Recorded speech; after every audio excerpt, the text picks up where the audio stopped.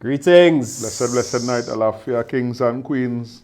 Welcome back to the Afro-Chini View. as gods and goddesses. We greet all you today. Welcome back to the Afro-Chini View. Yeah. So tonight, before we start with Mr. Sheldon Mendoza, Akinte wants to say something. Hi, Akinte. Hi, What is you want to tell us about tonight?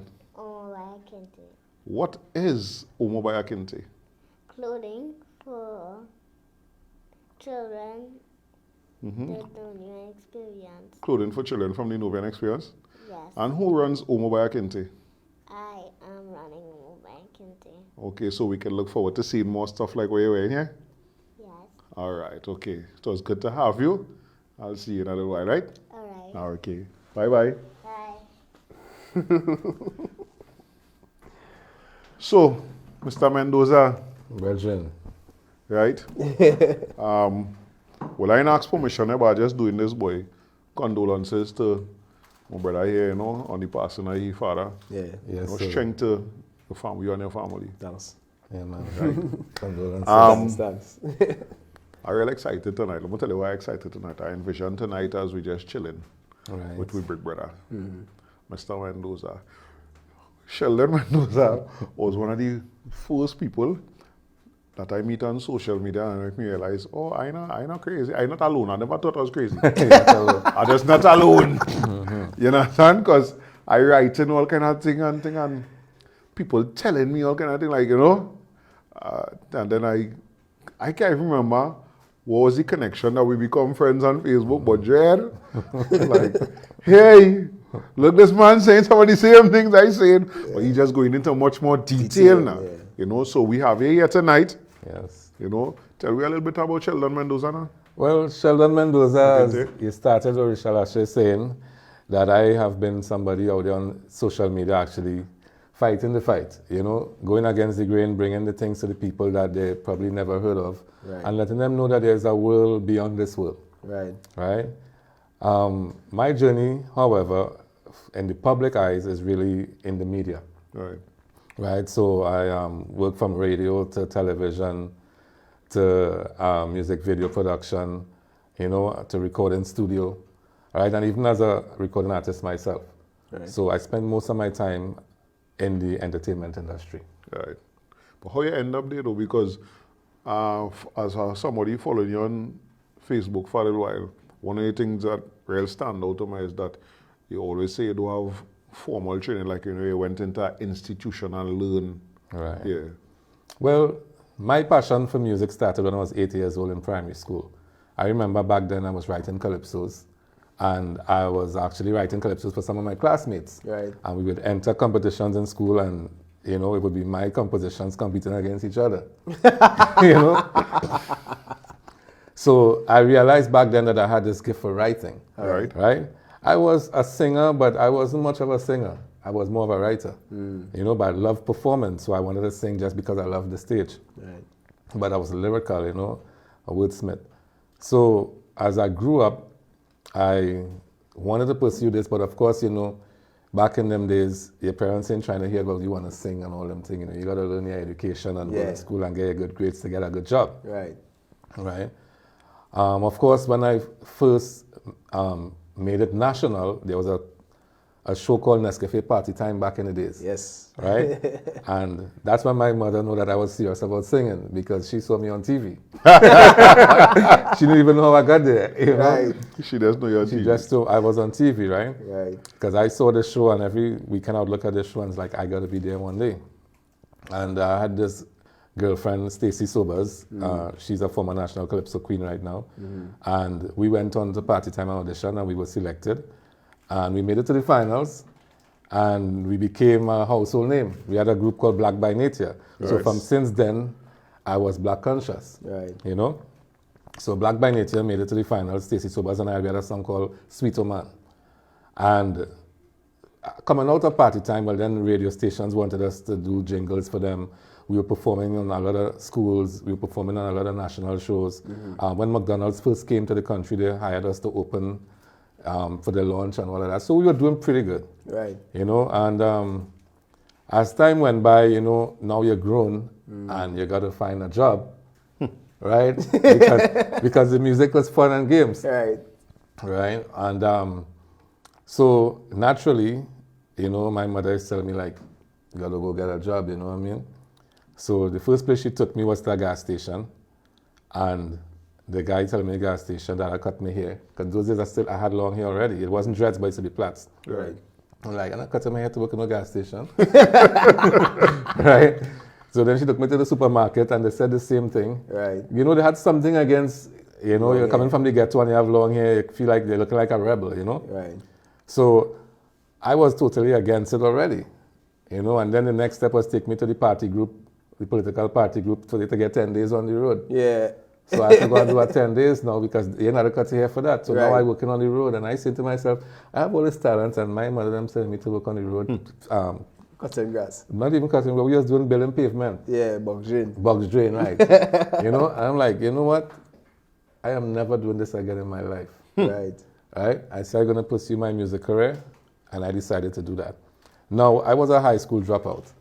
All right? I did tailoring in school. Now, let me tell you a little bit about my schooling. When I entered secondary school, senior secondary school, I wanted to do art. I'm a natural born artist. I could paint portraits of people, landscapes, seascapes, just name it. Although I haven't painted in over 20 years.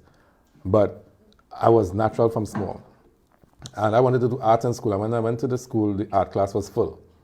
And the only thing close to art was fashion design. But to do fashion design, you had to do tailoring. Way. I didn't want to do no sewing. I wanted to just draw. Right? So I didn't mind doing fashion design, but now I have to learn to sew. Right. I hated sewing with a passion. I never sewed nothing since I left school. Right? So I wasn't happy in school at all. Right. When CXC came around, I had failed one of the classes in the sewing thing. I think it was the practical because I couldn't sew nothing. And they said I had to pay for the exam. I told my mother, listen, I don't want to do none of these things I've been doing. I'm not paying for no exam. I'm dropping out of school. Right. So I left the school and never wrote no CXC. So I have 0 subjects. Right? Have. 0. Right. Right. You know? So I decided, okay, I have to face the world on my own. Right. And that is why I started teaching myself everything I know. And I worked on radio. I never did a radio broadcasting course at the time. One day, I had a friend used to work on the radio station. It was Masala Radio 101.1 FM. Back then, it was an East Indian music station. Right. And my friend was the sound engineer, a guy named Sean Murray. So he used to carry me to hang out with him. And one day, he couldn't come to work, and he asked me if I could take over the shift for him.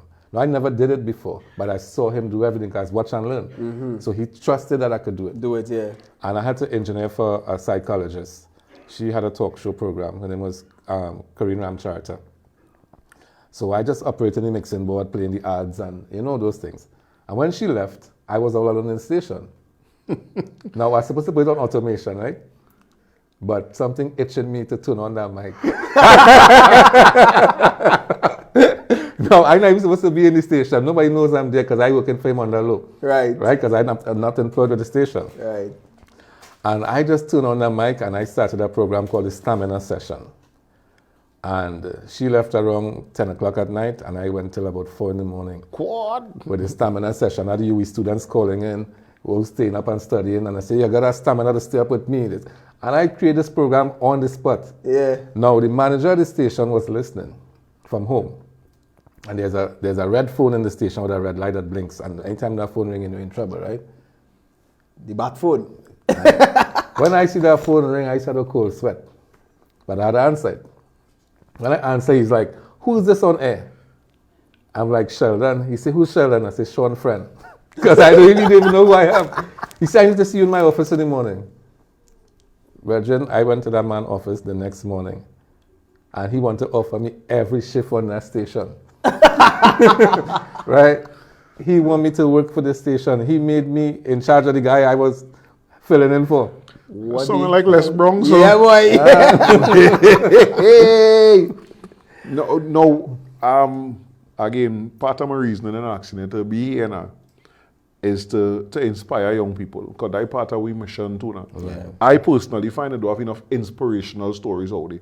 And over the years, we've been friends on Facebook. Some of the things I read from you based on your experiences, like, yeah, he really do that, boy. Yeah. I know one thing you always call me or you always message me and say, you do that too? Yeah, you understand? Yeah. You know, and I use the term big brother because I remember when I just had my daughter, my first Father's Day, I remember a message you sent for me. And it had to do with make sure and listen to her. Right. And me and Karen, as we, up to today, part of our conversation revolves around that communication that's lacking in our community now. Yeah, well, where somehow we feeling it in we life now. The truth about children, right, is that you can't teach a child how to be a child, but a child can teach you how to be a parent.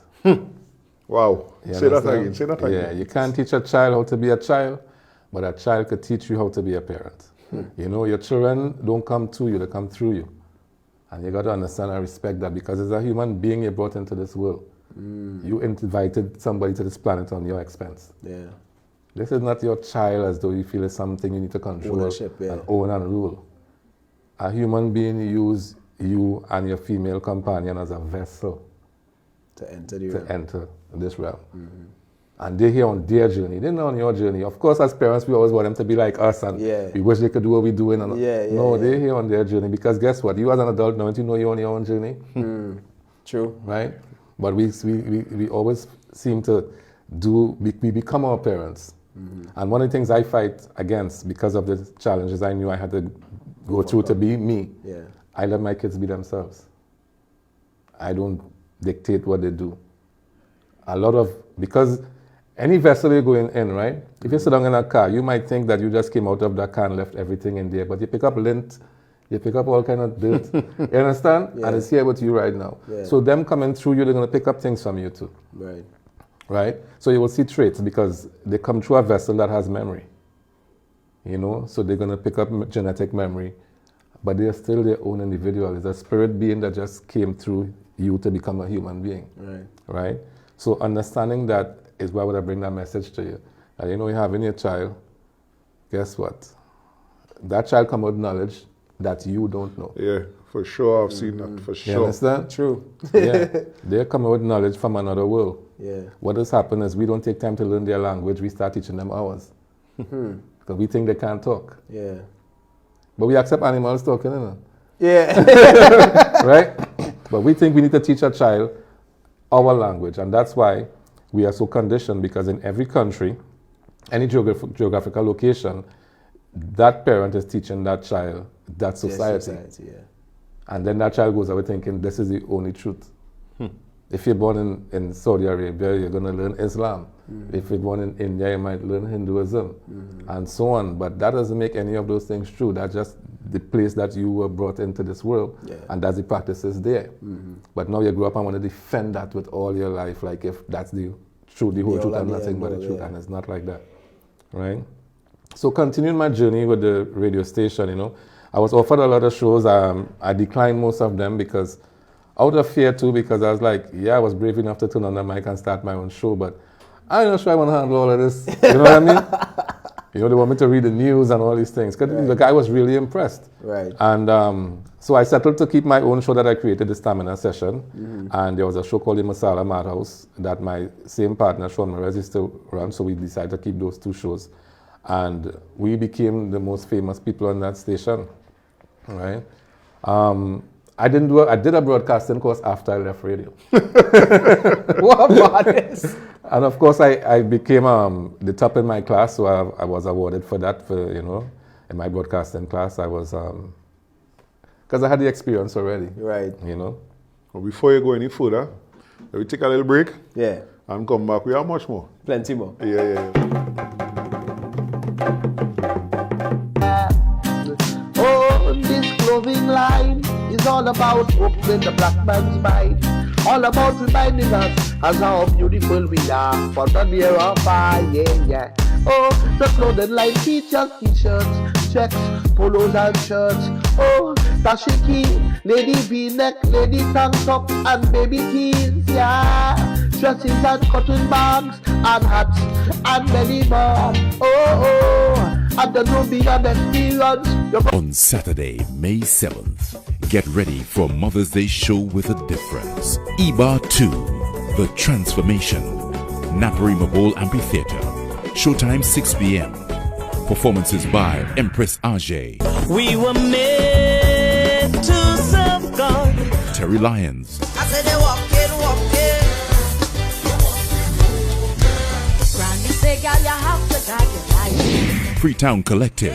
Million people coming down, dancing to a song. Bangela. To the drumming of the queen of the ancient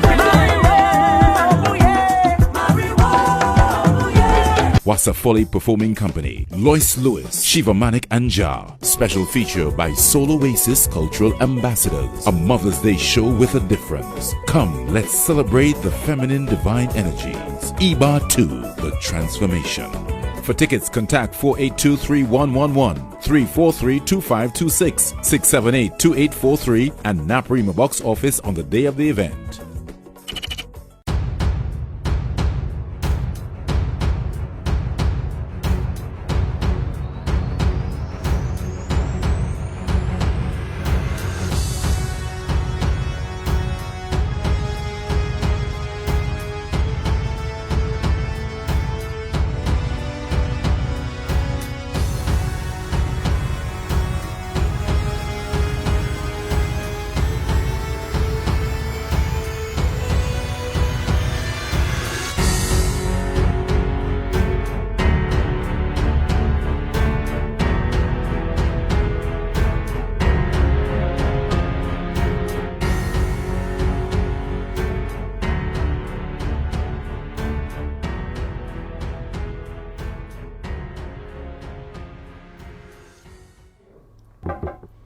So we back.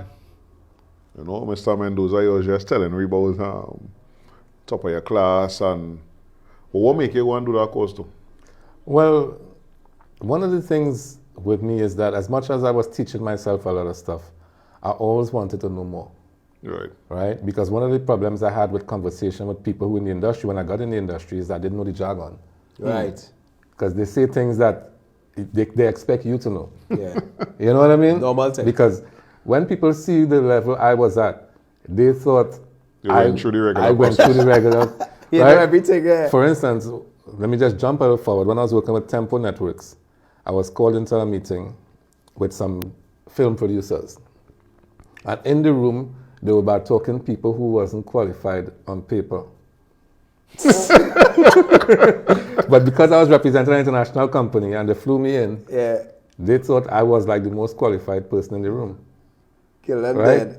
dead. But as you mentioned, Tempo, tell me about that experience now, because I know that is one of the things that you did for a little while. All right, so let me go through the Synergy experience first. So when I left radio, I went to TV.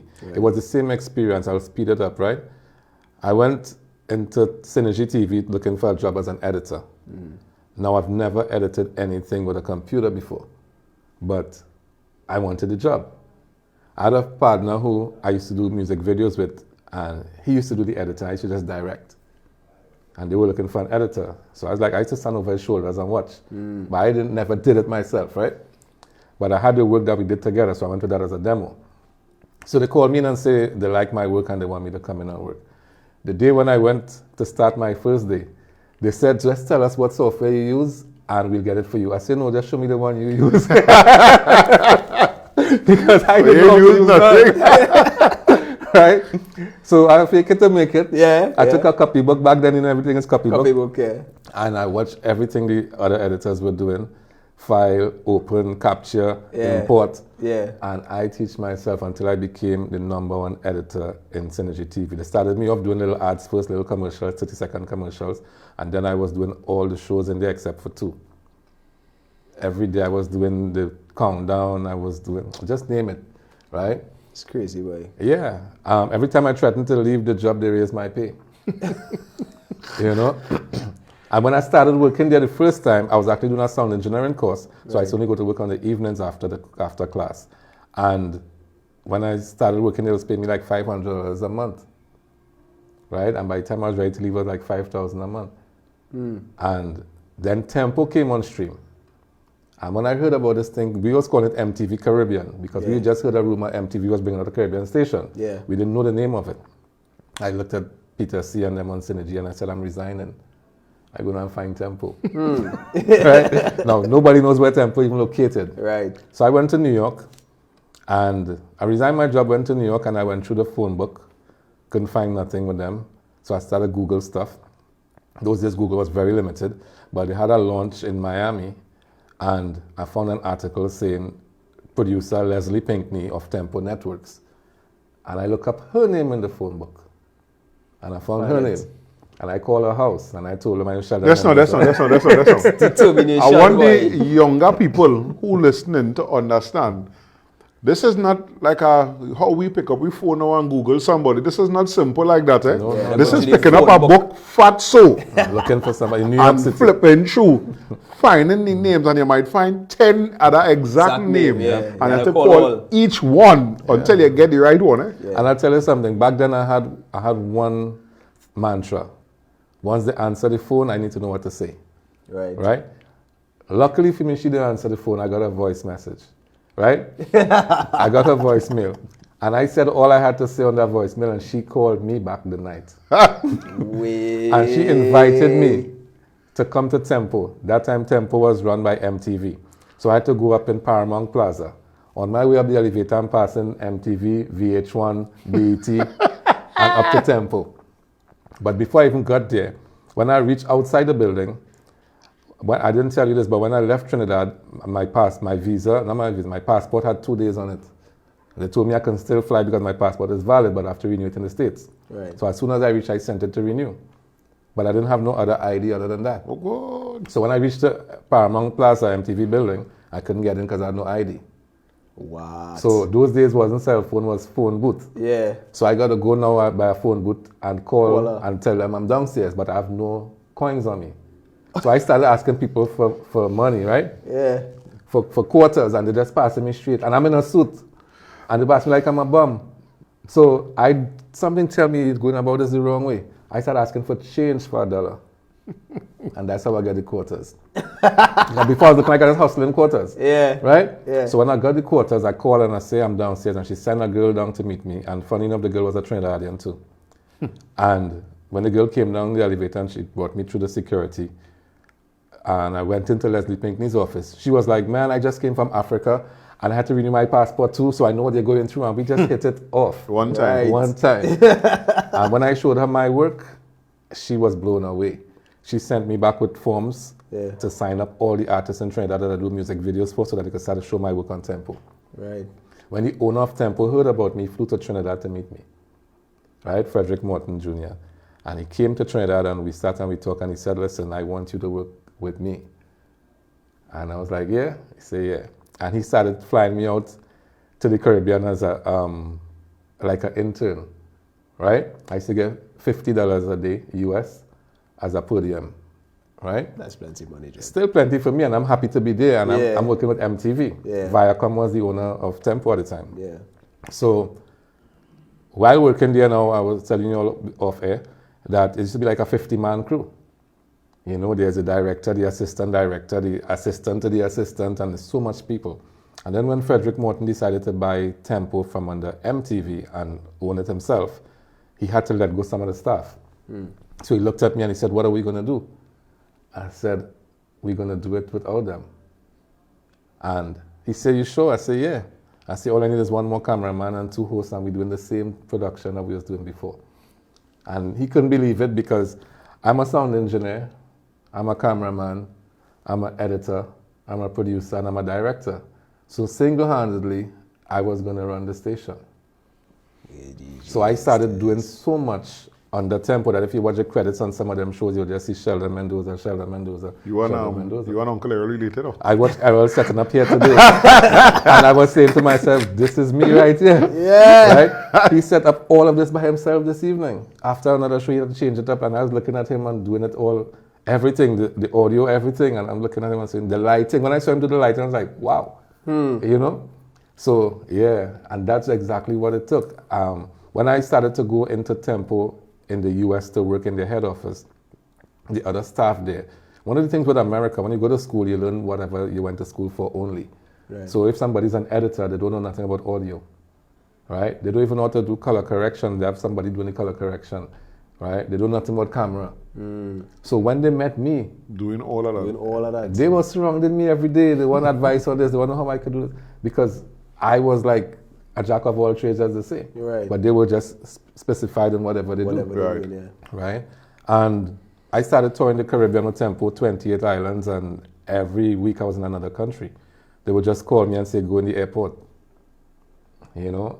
And so I've been all over the So I wanted Caribbean. to add in that. So this is a young black man from Shogunas.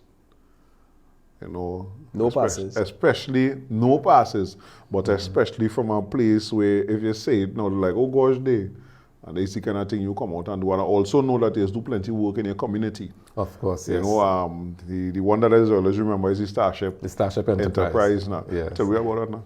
Yeah, Starship Enterprise is my brainchild.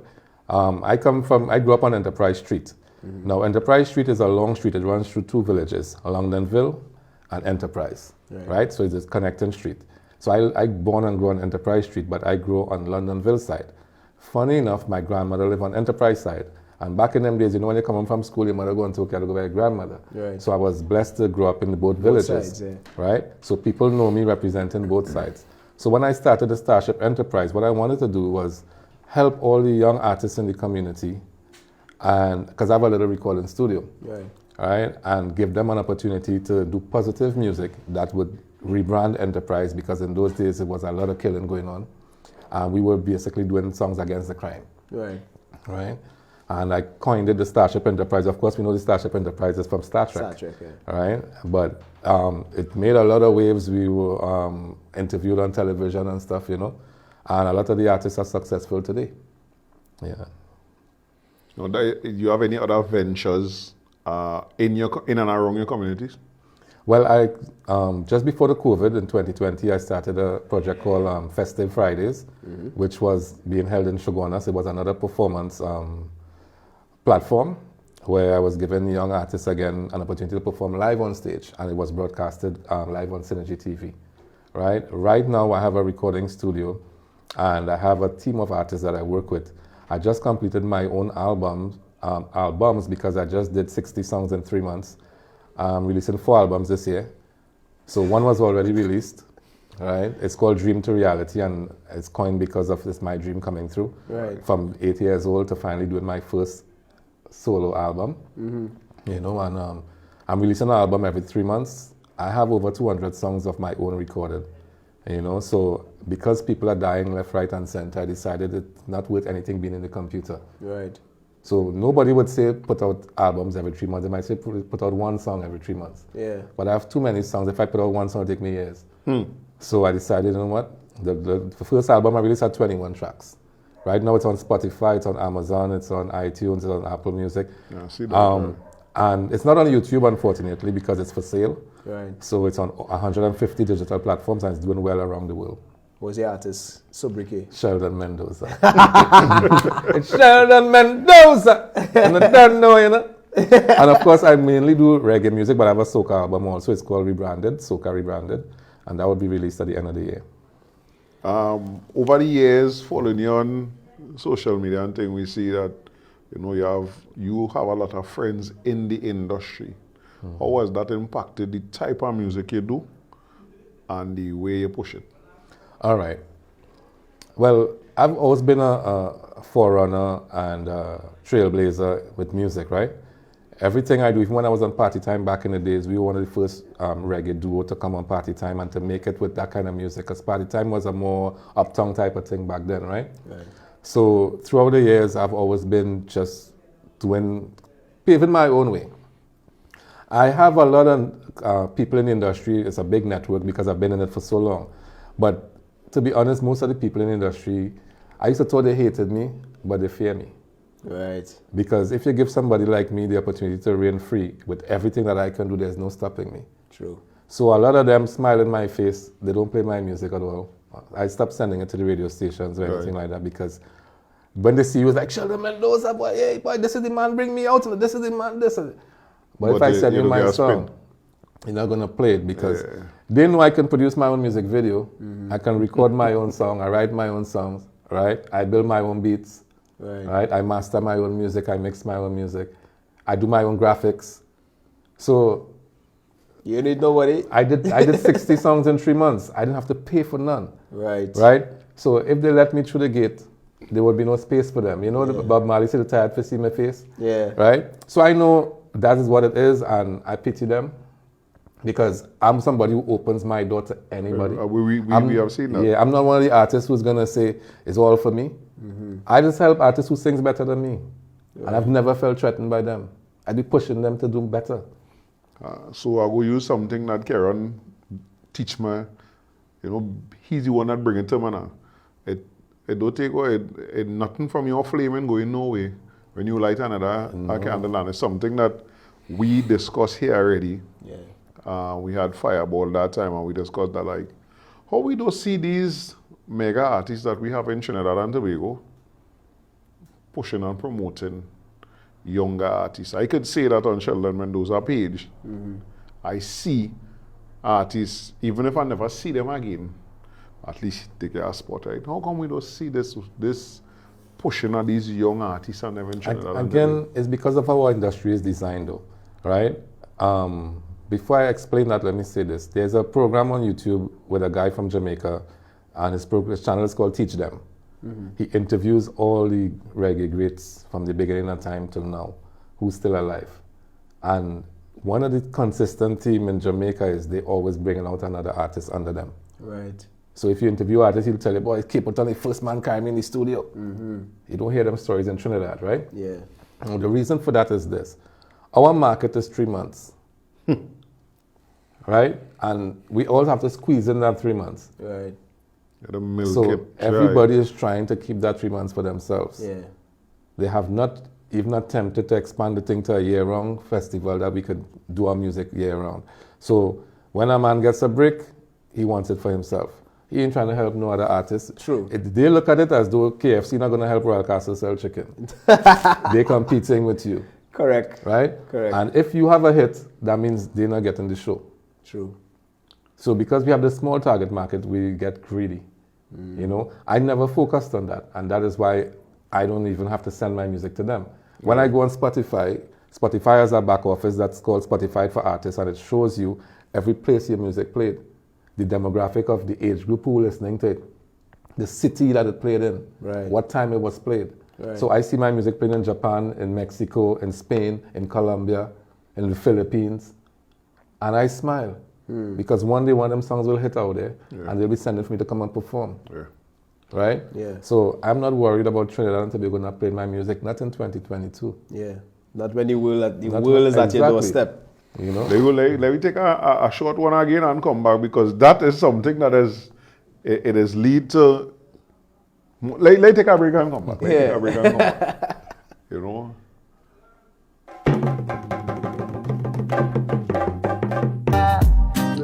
Oh, this clothing line is all about opening the black man's mind. All about reminding us as how beautiful we are for the near or far, yeah. Oh, the clothing line features t-shirts, checks, polos and shirts. Oh, dashiki, lady v-neck, lady tank top and baby tees, yeah. Dresses and cotton bags and hats and many more. Oh, and the Nubian experience. On Saturday, May 7th, get ready for Mother's Day show with a difference. Iba 2, The Transformation, Naparima Bowl Amphitheater. Showtime 6 p.m. Performances by Empress Ajay. We were made to serve God. Terry Lyons. I said they walk in. Granny say, girl, you have to tag your life. Freetown Collective. Million people coming down, dancing to a song. Bangela. To the drumming of the queen of the ancient Wasafoli Performing Company, Lois Lewis, Shiva Manik and Jar. Special feature by Soul Oasis Cultural Ambassadors. A Mother's Day show with a difference. Come, let's celebrate the feminine divine energies. EBA 2, The Transformation. For tickets, contact 482-3111, 343-2526, 678-2843, and Naparima Box Office on the day of the event.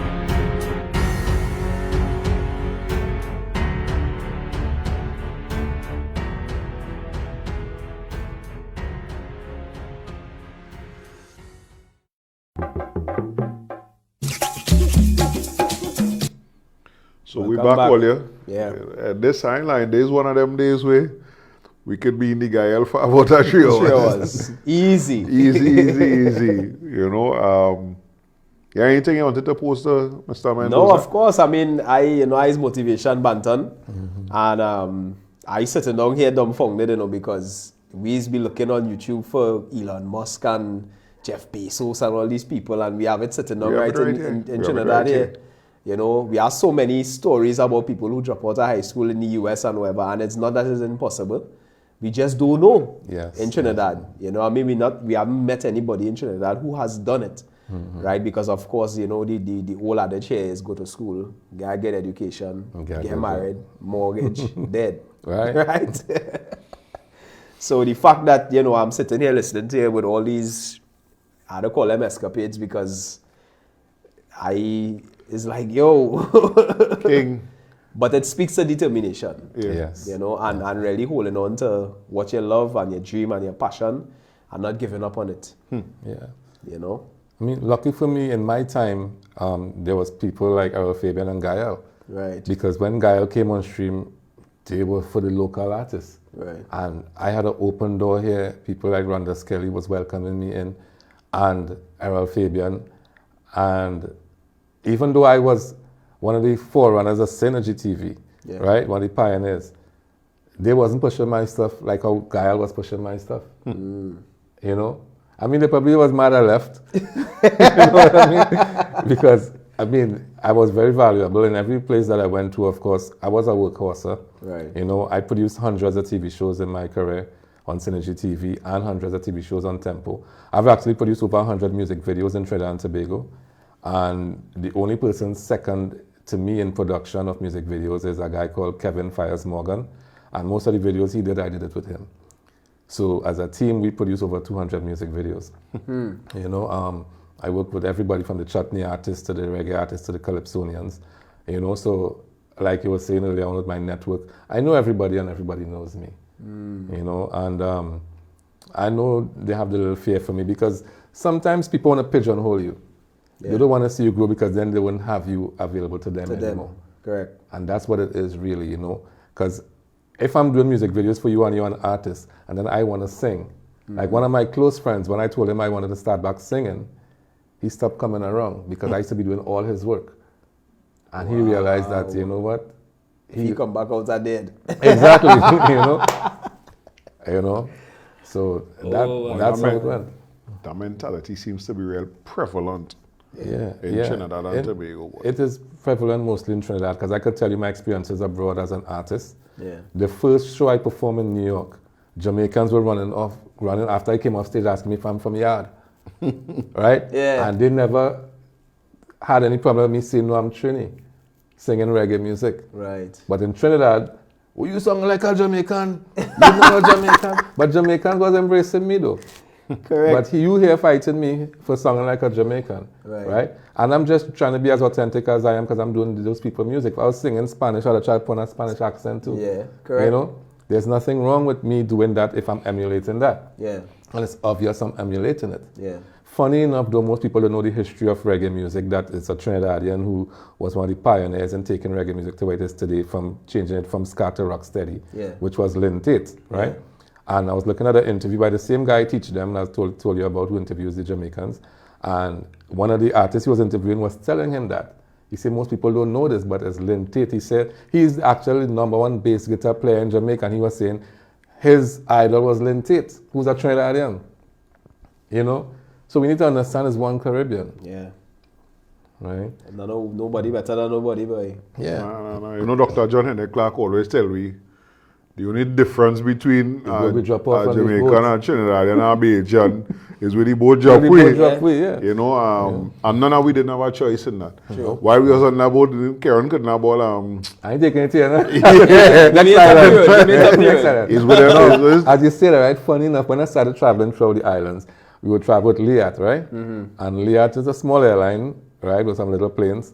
And they would stop off in each island to pick up people like a maxi. Yeah. So you would actually waiting in the plane. I never even know that. Yeah. When you drop off, let's say I stop off. Antigua is a main hub, so I can't use that as an example. Let's say I stop off St. Lucia. St. Lucia, yeah. Right? People coming on the plane while you waiting, sit down in it. And some coming off. Yeah, and some coming off. And you seeing people you know too. Short drop? Yeah, short drop, yeah. It's like that. It's a short drop. You know, it's like, hey, we see the ever heading up, so. Yeah. I was amazed. I was like, this is like a maxi. I have never heard that. Never heard that. Yeah, it was like that. Yeah, that thing I was saying earlier, before I was off, that the last thing I see a posting up is doing thing in Dubai. Yes. Like, yo, you end up in Dubai. Well, I'm a very well-traveled person. I've been all around the world. I've been to China, to Malaysia, to the Philippines, you know, to England, to all over the USA, to almost every Caribbean island, right? So I've traveled to a lot of countries, countless. And my sister lives in Dubai.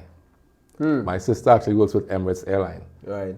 So she wanted us as a family to come out and visit. So it was me and my brother and my nephew that went to pay her a visit, and we spent about 2 weeks there, and she took us all around. Right. And I took the opportunity to shoot my first ever music video in Dubai. Right? So after doing 100 music videos, I never actually did one with my own songs. Right. Because I was shooting everybody else's video. So when I went to Dubai, I said, you know what? I can't let this opportunity pass me. You're mad? Because I always regretted it when I went to China and all these places. I never did a music video. I said I should have been doing one in every place I went. That's right. You know? So I did my first music video of my whole career. I actually wrote a song the night before I leave to go to Dubai, record it, mix it, master it, and record a music video in Dubai. The song actually starts off from Trinidad to Dubai, living my life as if I am in paradise. Right? And it was me and a guy named Tony Flavor, who's a friend of mine from Germany. We did a song together. And he didn't go to Dubai with me, so I recorded his part in a recording studio in Trinidad. And I combined the video, and that's it there. This man is frying my brain right now, you know. Yeah. Wow.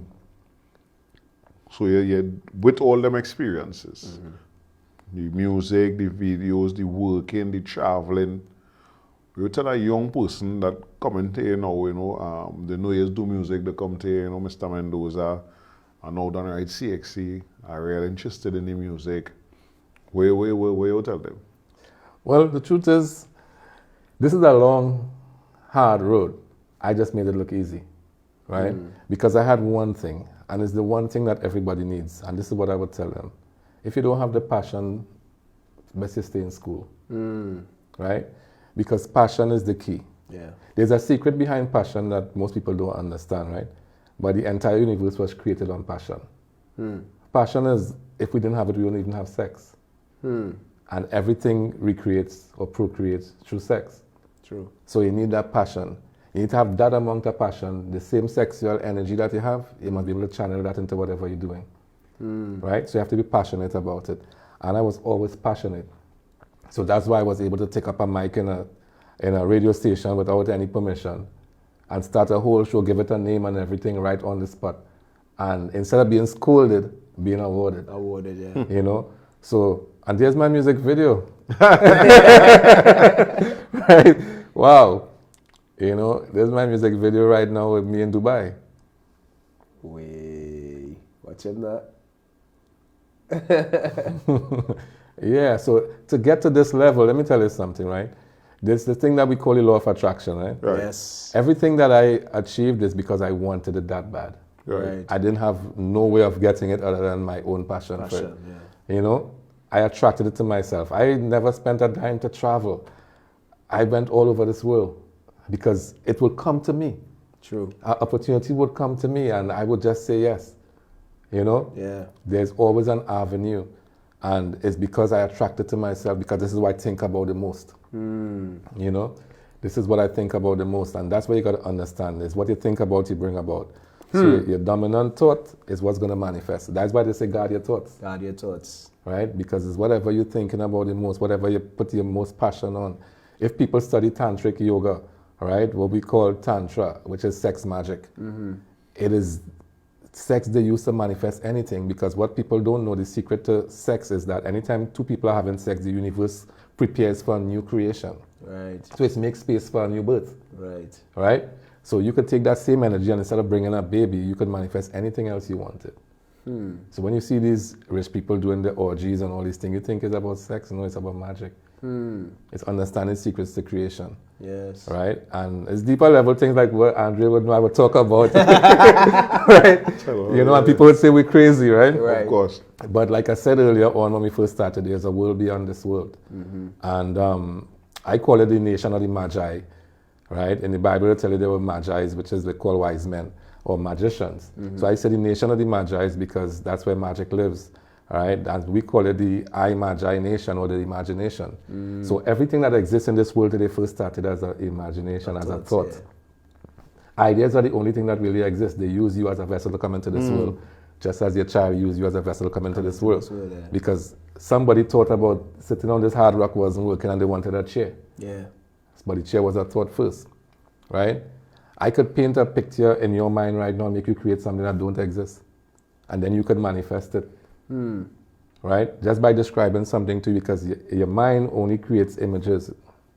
You don't create words, you don't create audio. You think with images, right? So if I tell you think of something green, you don't see the color green already. If I tell you think of it being like a wheel, you see a green wheel. Yeah. Right? Yeah. And I could make up something in your head right now and give it a name and you'll walk around telling people I told you that so you think it's true. But I just made that up and gave it to you and you built it in your brain. Yeah. Right? And that's the power of media, because media is sight, sound, and motion. And I master the art of that. Programming. Exactly. And because I understand programming, I could watch the interview with anybody on TV and know they're lying. I could tell when the Prime Minister jiving you. I could tell when Barack Obama lying to you. And I don't have to study body language to know it. I could read him. Yeah. Right? So every time they came with the media conference about COVID-19, I just watched them and I laugh. Right? Because we could see through them. Yeah. You know, the majority of people might look at their programmed. Yeah. But we could see through them. Yeah. You know? So apart from being passionate about all these artistic things that I'm good at, there's a part of me that deals on another level. And if you don't understand your spirituality, right, and understand where you came from before the boat dropped you off, you know what I mean? Because a guy came to me, and as this is the Afro-Trini view, I should say this, a guy came to me last week and he was asking me like, what's the problem why African people can't unite and stuff? I say, what do you mean African people? I say, where you see African people? He's like, what do you mean? I say, who does call itself African people here? He say, what do you mean? Right? I don't like what I'm going ahead. Right? He say, what do you mean? He say, everybody else coming here and making it, and why we not making it? I say, if you look around, you'll find very few people in this country who call themselves African people. Right. Right? We rather say West Indian than say African. African, yeah. Right? I say when the Chinese come, I say listen to the name. Nothing else. It's Chinese from China. Yeah. It's Indians from India. It's Syrians from Syria. But we black. From where? Where black people from? From Blacka? Blacka. We don't want to say we African. Yeah. Right? I say that's the first thing. Yeah. Right? I say if we're not identifying with Africa and African from Africa, we say we're Negro, we say all kind of black. things. Yeah. Right? Where's Negro land? Mix, yeah. Right? So we don't want to identify with Africa, But then we wonder why African people can't unite. I like that analogy. You understand? I think- Indians are I'm taking only, that boy, right? Yeah, you could borrow it. The Indians are only identifying with each they other know. because they identify with India, you know. Yes, It's their culture they're holding on to, correct. right? So they bring their culture, and when you come with that same culture, they say you one of us. When the Chinese come from China, they don't even know what province they're from, but they could go by the Chinese Association and get a loan to build a Chinese restaurant. Correct. Because you're one of us from Yes. China. We're not identifying with coming from Africa. As a matter of fact, if a real African from Africa who born and grow there now come here, we against he. Our government against him, much less for we people. Yeah. Yes. Right? They're locking him up and saying immigrants and all kind of thing. Right. So we don't identify with any culture from Africa. So Right. we can't unite because we have different cultures. If you meet African now, you tell him, boy, he's a Hebrew Israelite. Nah, he's a Muslim. Yeah. No, boy, he's a Christian, he's a Seventh-day Adventist, and all kind of thing. If we say we're going to have a meeting, the first thing they say, let me pray. And then they start to watch one another because I want to hear where you going. they're going, where you going to pray? Jesus' I like my name. chief or- for that, you know. My chief always give you a story that he say some organization he in outside of Orisha, and everybody pray every meeting, this one pray down, pray. From a few different denominations now. So when the thing is another song, make sure everybody pray. Right? So now, right, when they say, yeah, okay, and bring my calabash and thing, because I learn. And I like the psychology of that. I didn't start it because I know all the perception. Exactly. But I let all they pray. So all they can see for themselves. If all you have a problem with praying, the problem is not me and my prayers. You know. The problem is you and your perception. Yeah. Now, even deeper to that belief, right? Because this is a journey, and I'll tell you something about the spiritual journey. The spiritual journey is not a journey back to Africa. It's a journey back to yourself, right? And we came here as spiritual beings to have a human experience. One of the errors we make even as spiritual people is studying too much spirituality and less humanity. Yeah, boy. We already spirits. We came here to understand this Yes, realm, yeah. right? And our journey back is our journey back to the spirit realm, Yeah. right? But to do that, we have to qualify to be the best human we can be. So even beyond Africa, Africa is just where we germinated on this planet. But we are not Africans. We are not even supposed to have a name. We are spirit beings, right? Before we were birthed in Africa, we were somewhere else. Even in Orisha, they would tell you it was in Orun, right? So clearly you're not even African. Because we identify with that being the birthplace of civilization, we being the first people birthed there, we hold that pride, and we need to hold on to it now only because the people have forgotten it and we need to ground them somewhere first. Right. So to take you back to your beginning, before the time where it didn't even begin, we have to take you back to your beginning first, right? In the Christian Bible, they tell you that in the beginning, God created the heavens and the earth, right? But when you read it in Hebrew, it says Bereshit bara Elohim, which really describes a process of a creation, not who created, right? Because there was no one being creating anything. Yeah, I do accept that either. Actually. You understand? Let me tell you something, right?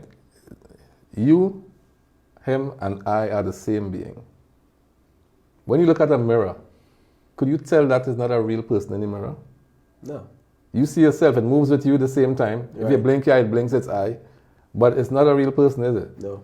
You is the real person here. Correct. If you break that glass, that person falls apart. But they look identical to you. They move instantly with you, everything. Right. Right? So it's what you call a reflection of you. Reflect ourselves, yeah. Right? Deeper than that now, we are the same being, just pretending to be a different being for conversation's sake. So when I'm talking, you know, when you say you could identify with it, because you're hearing yourself. When you've discovered me, it's because you was looking for you. You was all alone in the wilderness there. Yeah. Nobody ain't talking why you talking, why you saying I crazy. You find a man saying the same thing you're saying. You find another one of you. You understand? So you start realizing we are all one. Yeah. So what this being or this energy did is that it projected itself and made a doppelganger of itself. Right? So that it could have somebody to converse with. And then it started making more of itself. And then we call ourselves humanity and we think we are different from a God. But if a dog makes young ones, it grows up to be a dog, right? Yeah. If a chicken make young one grow up to be a chicken, why would a God make young one grow up to be a human? That part of the conversation, though, especially African people, we run from it. Yeah. Of course we do. And even in them, I reach a stage where I really don't like to quote the Bible. But even in them Bible, and part I tell them That ye I are have gods. said ye are gods. It has certain things that I tell them in the Bible say it's so clear, and always try to dance around. But that's what it say. You understand? Ye are that. And you're the children of gods or something. So Yes. if you is that, if it say that, Yeah. what do I mean? Yeah. But one of the things I realize is that we still conditioned because of what we went through during slavery. And not just physical slavery, but all the systems that we had to face after the abolition of physical slavery. Part of it is we can't see ourselves more than, and I would tie that back into all of that is part of the fight down on one another and thing where we can, somehow we can't seem to promote one another and them kind of thing. It's because you attain a certain thing. But you still fear Sheldon Mendoza. How? Yeah. That goes to a deep-seated. Yeah, the programming is not by guesser. And a lot of times we think that they're thinking that on their own, but they don't even know that's how they're thinking, right? And it's unfortunate, but since in slavery days, the plantation owner would tell you that plantation over there hate you because he knows if you talk, you will overthrow him. That's right. Right? So they always put Divide us and against conquer. each other, divide and conquer. It's like they just did with the vaccination versus unvaccinated. Yeah. You know, and we were seeing our own friends and family turning against us. Yeah. Yeah. You understand? Mad at you for using, watch me now, you use your free will, your thought process to make a decision. Yeah. That's okay. I use my free will and your thought own process yeah. to make a decision, but my decision was different from yours. But somehow or the other, you angry at me, and I this, and I goes. And so, if you want to go down that petty road, right? Well, then I could say the same thing about you. Then if you say I is the problem, then I could turn around and say, because remember both of us did the same thing, you know? Yeah. Yeah. We use we so-called free will, Yeah. and we thought process and reason and understanding to make a decision. Yeah. Then you watching me to tell me it's because I'm me and this and that. Well, then I could look around and say, well, it's because of you. But to me, that's too petty. But Right. If you realize something, the unvaccinated was not the one throwing jabs at the vaccinated. no. They became haters of And everyone why? else. Because I say they were programmed, they were well programmed by those same conferences every day on Yeah. the TV. Yeah. You see, also look at it, right? Most of the educated people are the people who rush to take the vaccine. Right? It is sad, but when you're part of the system, You have no choice. you're programmed from birth. Hey, you say that educated. My father does always say this, right? He say, too much in Trinidad and Tobago as an independent republic since 1962. We had enough educated people around this country. It's time for some dunce people with common sense to run the country. Of course. Yeah. It's time for ghetto government. I'm telling you, well, usually minister works, but your background have nothing to do with that. Yeah. construction and them kind of things. Engineering. Or usually minister of health and your background have nothing to do with that. How? Makes no sense. Yeah. Of course not. But let me tell you something, right? Here's the trick they played on you. They tell you go to school, get good grades, and get a good job, right? To be a politician, What's the requirement? I always me and Karen. Yeah, you always- I always always talking about asking that. right? You don't have to even have a degree in what you just do. Yeah. But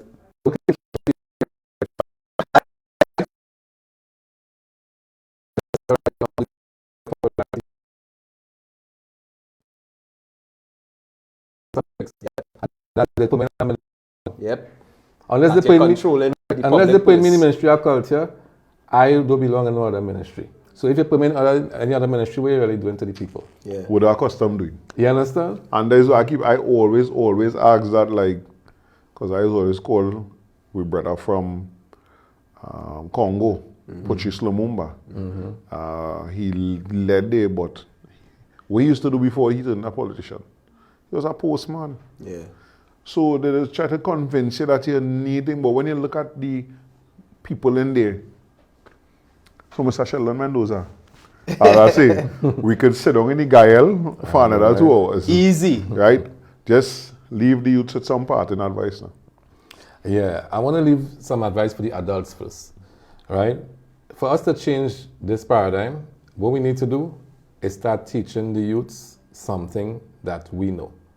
If each one teach one, as the saying goes, we will transform this entire planet, right? Yeah. Let me give you an example. If you're a chef, find one youth and teach him to cook, right? Contribute to the boys on the block once a month, bubble a pot.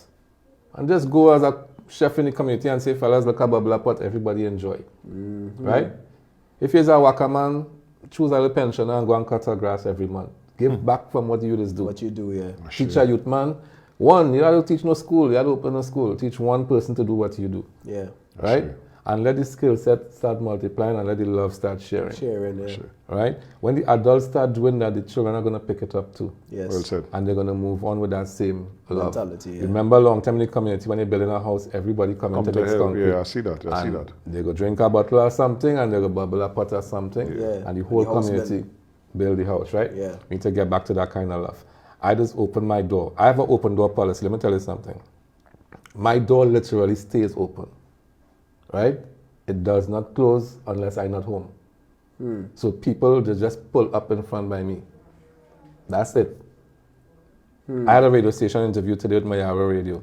And as I was about to leave home, Silent Star, which is one of the recording artists from Central, pull up, right? You just break the door, you just walk in. I just see a shadow come on inside my house. My door don't be closed. I have a stone block in my door, keeping it open. Right. And anybody just walks in my door. And I live in Enterprise. Right? Yeah. And nobody don't do me nothing. He come, he make me reach late for my radio interview. Because he just pull up and I gotta entertain that what he come for before I could go. Right. Right? And that's how it is with me. Anybody wants to know anything, they come to my house, they want to record a song, I put them on the first track. Almost everybody from Central Trinidad, from Alan Asher to Superchild to Jungle to Edu Rankin, everybody passed through my hands at some point in their career. Right? I am like the genesis for the entertainment industry in Central Trinidad. I keep the most shows, I promoted parties since I was a teenager. Right? So, like I was saying, just do what you do for someone else. Right. That's all it takes. So, we had to go, but this was real good. Unfortunately. Yeah. Right, all you know I just say, more love out there. We need more love. Let me look out for one another. And we could go forward here, people. Yeah, thank you guys for having me. Yeah, man. Yeah. I'll be back. Yeah, for sure. Right? So let me safe out there, live in love. Yeah.